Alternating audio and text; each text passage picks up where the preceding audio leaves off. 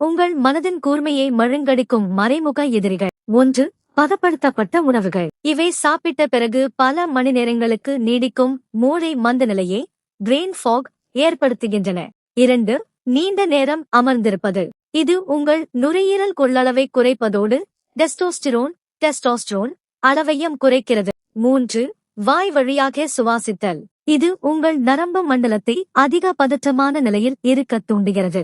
4.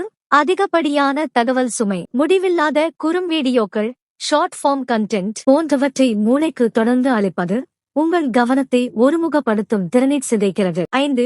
சூரிய ஒளி படாமை. இது உங்கள் உடலின் இயற்கையான உயிரியல் கடிகாரத்தை சர்கேடியன் ரிதம் சீர்குலைத்து உங்கள் மனநிலையை மோசமாக்குகிறது. 6. எதிர்மறையான சுயபேச்சு. உங்களால் முடியாது என்று நினைப்பதன் மூலம் உங்கள் உடலுக்கு தேவையற்ற மன அழுத்தத்தை அளிக்கிறீர்கள். 7.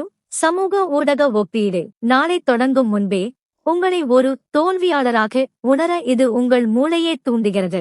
நீங்கள் எங்களை பின்தொடரவில்லை என்றால் ஒருவேளை இனி எங்களை சந்திக்காமலே போகலாம். தயவு செய்து சப்ஸ்கிரைப் செய்யவும். பார்த்தமைக்கு நன்றி. முஃபியா மரியா சேனல்.